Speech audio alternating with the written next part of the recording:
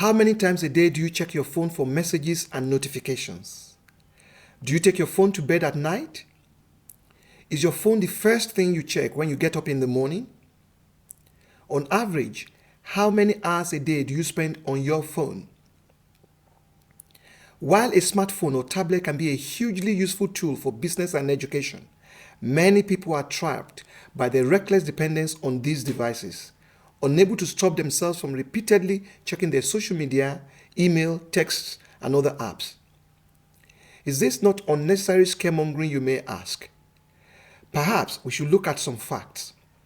In the UK, it is believed that 79% of the populace go to bed with their phones, and 55% check their phones within 15 minutes of getting up.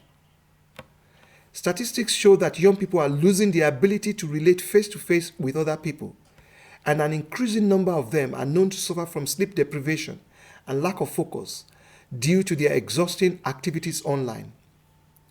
In this episode, we're going to look at a few practical ways you can snatch your life back and start winning again.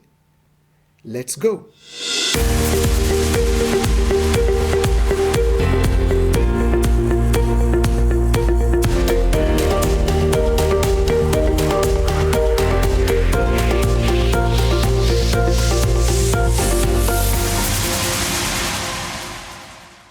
Hello, my name is Benga, and in today's edition of Mind the Gap, we're going to look at how you are going to snatch your life back from social media and smartphones. Hello, my name is Tinuke. Let's go. So, do you check your phone within the first 15 minutes of waking up, Tinuke? I do, absolutely do. But then I do it because I have to switch off my alarms. I read from my phone. I see. So for me, it's just a necessity. So, what's wrong with a good old clock for your alarm system? Well, the clocks are not as easy to use. I can set 3-4 alarms on my phone. So different alarms, half an hour intervals. When I switch it off, I can pick it. I can go and sit down, do my reading in the morning. So I need my phone, and I don't call it an addiction. I think I'm detecting an addiction here somehow. I don't see it as an addiction. Okay. It's a necessity for me. But do you accept, though, that smartphones can be very addictive? I do agree. Yes, we do see people who are walking the streets with their smartphone in front of them, and people are taking selfies and they're getting themselves hurt, falling off cliffs, being hit by cars.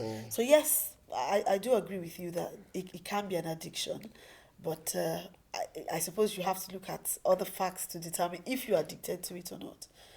So what would you suggest to help people to get away from this addiction, which I think some of the things we've highlighted here earlier relating to people taking their phones to bed, people waking up and feeling some form of withdrawal symptoms because they haven't used their phone within the past within the past 6 hours or throughout the night.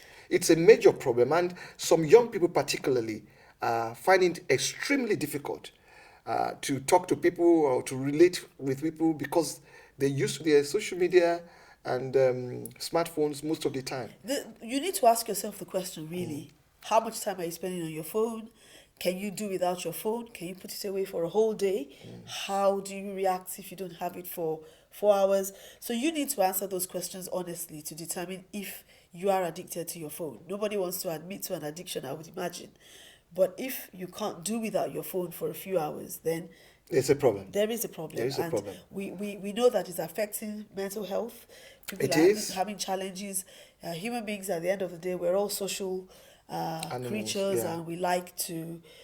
We need people. We need people interaction. And people are important to us. Yeah, we do. But the smartphone kind of helps you to stay in a cocoon, and you don't get to talk to anybody, and it's affecting people's mental health. And many young people now, actually, they find it extremely difficult to relate with other people, and because they've been used to social media, and they're going to go out there to work when they leave university. So if you're going to go out and work and relate with people, and yet you don't have those skills. Yes, so, and it's easy to take it for granted, but that you have the skills. But if you spent a good portion of your life in front of your tablets, in front of your phone, like we're doing now, and you've been able to cut off the world to a large extent. So when you have to work and you're in the office for 7-8 hours a day, Having to interact with people, and you yes. find it extremely difficult to do. Yeah. What Then, happens? yeah. So you need to ask yourself, are you addicted? If you are, what do you need to do? Okay, perhaps we should look at some steps people can take to snatch their lives back from social media and Absolutely. smartphone addiction. So, would you like to go? Oh yeah, certainly. One of the first things you need to do is set rules. Hard as that may sound, you do need to set yourself some rules if you feel you're addicted. So you can limit the time you spend on the apps. Instagram, for example, allows you to actually set a maximum time, so it would alert you when you've done 30 minutes or whatever. So that's an easy one. And you could also set rules around certain times of the day that, okay, you're not going to check your smartphone at certain hours of the day. Perhaps in the morning when you can be more productive doing your work, you may decide, okay, I'm not going to check my smartphone or check a social media until a particular hour of the day. And I say this because I remember when when I first joined Facebook, which was I think it was in 2007, I realized that most days, as soon as I wake up, I want to check what's happening on Facebook. I realized I needed to take control of my life and my time, and I made a decision that I would not check Facebook until 7 p.m. Any day. So, and that was what I did. So it was a Okay. rule that I set. Perhaps another way of setting rules can be, okay, you should set rules around not using your smartphones around the dinner table or when you're with family. Okay. So that can be another thing. Yeah. So you know what works for you, and you know how much time you're spending on it. So find rules that work and set them and keep to them. Okay. So that's one. Another way is to turn off all notifications from your phone. Yeah. So you don't have your phone constantly beeping, Instagram messages, WhatsApp messages. I don't know if you beep for Twitter. I'm not on Twitter. Snapchat and all the other ones. So essentially, when your phone beeps, it's somebody alerting you. So somebody sent you a message, and it's somebody's priorities really Yeah. encroaching on yours. Yeah. So you drop everything you're doing to go and pick up that message, to send a response to it. Sometimes those messages are not important. Yeah. So if you decide to turn off notifications, you only check maybe noon or 7 p.m. and then you answer. I sometimes have to look at my phone constantly because I've got people who are doing some work with me and they need to communicate. But that's different because you know you're expecting something, and I think your point about the fact that when you constantly check your phones or when it beeps and you pick it up, you are actually trying to address someone else's priority rather than yours. I think that's a very critical point that we should all take away. So you're not actually in control of your Own life, of really. your own life. Yeah. So But somebody else is leading and you're and- following. and But you're then following. there's so many leads. So there's so many messages and needs that are coming from different social media apps. So in order not to be a slave to them, then notifications maybe Turn off maybe notifications. should be turned off. Yeah. Maybe I would talk about this one. It's the nuclear option, which is that remove social media from your smartphones. If you really think you are addicted and it's a major problem and it's encroaching on your life, perhaps this may be the option that you need if you want to bring some sanity to yourself. Remove Facebook. I've never had Facebook on my smartphone. I do have WhatsApp, but you may decide, okay, if you really want to snatch your life back, remove social media, all forms of social media from your phone. And if you, obviously, you may still need to access them. Perhaps you should access them on your computer. At least it will mean that you physically have to go to your computer, log in, and I don't know how easy that is. That and would be access for them. It's people to actually delete the whole thing from your phone. Stormzy did.